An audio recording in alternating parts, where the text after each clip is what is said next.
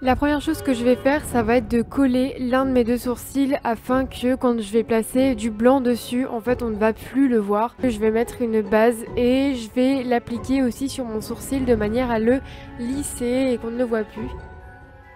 Je vais mettre du fond de teint donc sur toute ma face.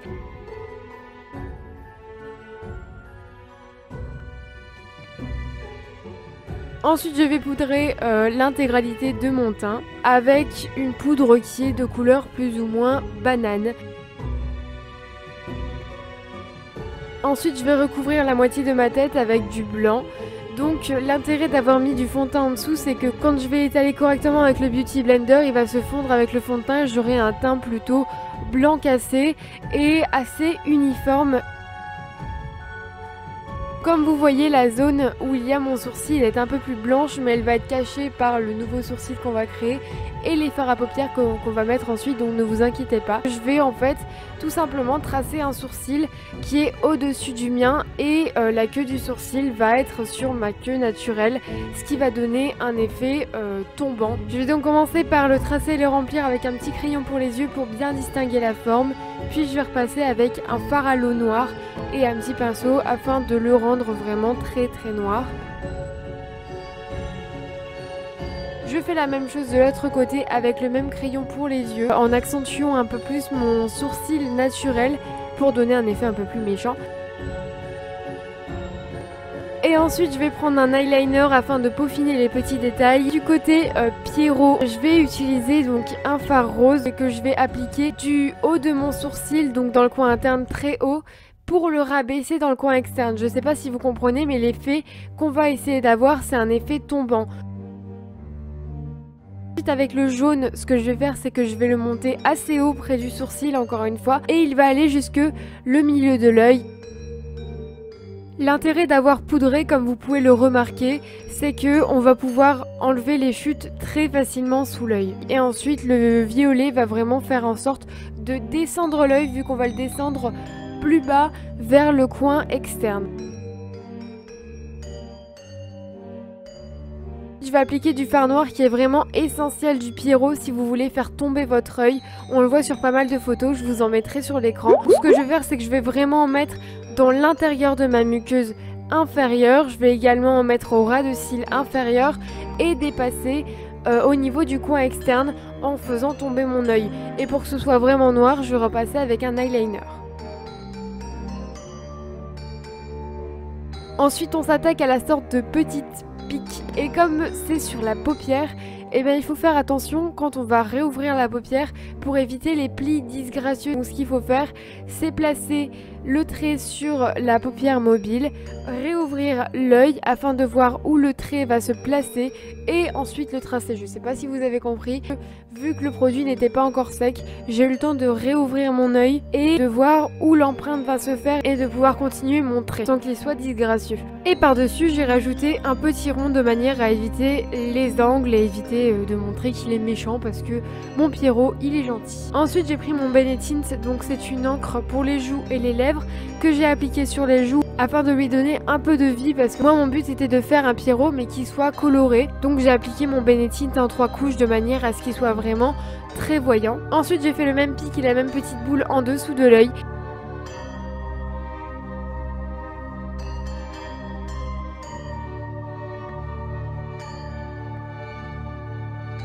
Et à côté j'ai fait une petite larme qui est très significative des Pierrots.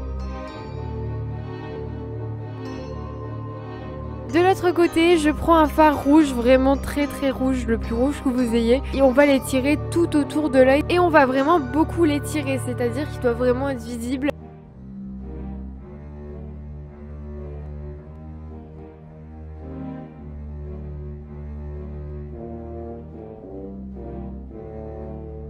Vu que j'avais oublié de le faire de l'autre côté, on va reprendre notre violet et notre jaune et on va le placer au niveau du pic inférieur. Comme ça, ça va donner un peu de couleur parce que ça faisait un peu trop blanc à mon goût.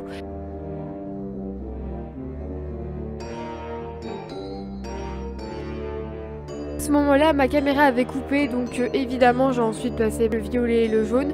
Mais j'ai également baissé mon sourcil jusqu'à l'œil. Je l'ai vraiment descendu pour encore accentuer l'effet triste et l'effet tombant de l'œil. Ensuite, je viens placer mon fard noir que je vais étirer sur toute ma paupière mobile et un peu de la paupière immobile que je vais également placer en dessous de l'œil, tout ça avec un petit pinceau langue qui va me permettre de faire des bords pas très définis.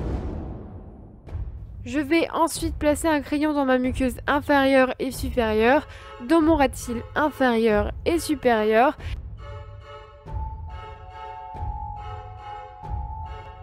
Ensuite, je vais estomper un peu les bords avec le rouge. Je vais prendre mon eyeliner de manière à combler tous les trous de blanc qui seraient encore possible d'avoir et d'intensifier le noir évidemment. Et ensuite avec un gros pinceau fluffy, eh bien je vais reprendre mon noir et de cette manière je vais venir salir la paupière pour donner cet effet méchant.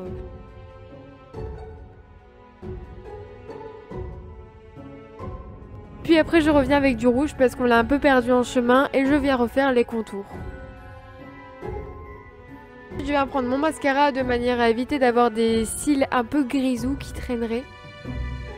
Et ensuite on s'attaque aux pics, donc cette fois-ci qui vont être assez étendus de manière à faire peur entre guillemets. Ce que je vais faire c'est vraiment y aller au fur et à mesure comme vous pouvez le remarquer pour éviter si on fait un tréteau tout de suite trop long que si on le rate par exemple de devoir repasser et que ça fasse pas très beau.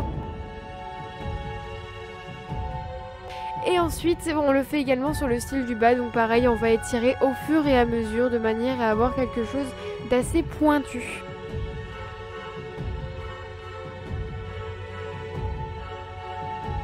Ensuite je passe avec du bronzer parce que j'avais envie que mon clown soit assez bronzé de ce côté-là. J'avais vraiment envie de faire du contraste entre les deux parties, que ce soit au niveau des yeux, de la bouche, du nez et du teint évidemment. Là ce que je vais faire c'est que je vais également mettre de l'highlighter en crème, donc comme ça on le verra vraiment bien. On passe au nez, donc là je prends un petit crayon rouge pour les lèvres et c'est pareil que pour les pics, on va au fur et à mesure agrandir le rond pour éviter qu'il soit trop grand et qu'il soit pile à la taille qu'on souhaite.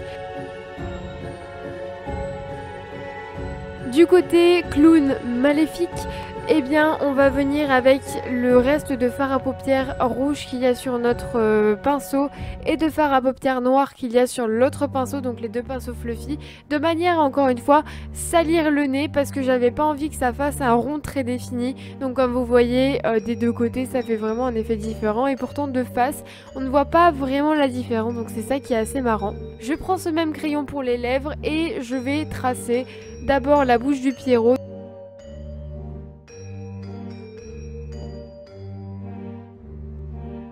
Je reprends mon fard à l'eau et je vais commencer le remplissage des lèvres, donc mes lèvres normales et ensuite la lèvre artificielle que j'ai rajoutée.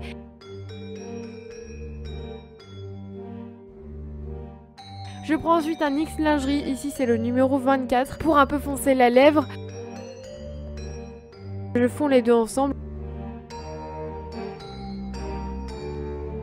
Et maintenant je prends du noir. Le noir va permettre, vous savez, que l'entre-deux de nos lèvres naturelles ne se voit plus de trop et éviter de créer un entre-deux entre les lèvres qu'on a créées. Je sais pas si vous comprenez, mais c'est une manière à ce que ça fasse pas trop bizarre et trop rajouté, vous savez. Je fais la même chose de l'autre côté, donc je crée ma lèvre avec le fard à l'eau rouge et ensuite je viens tracer au fur et à mesure ma bouche qui sourit. Donc là, comme vous voyez, c'est comme l'eyeliner, il faut y aller petit à petit en raccrochant les deux lèvres entre elles et la lèvre rajoutée.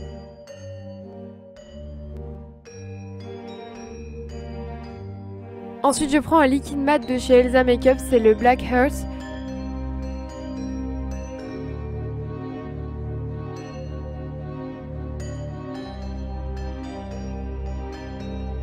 Et ensuite avec mon pinceau imbibé de fard à l'eau noire, eh bien je viens faire les extrémités.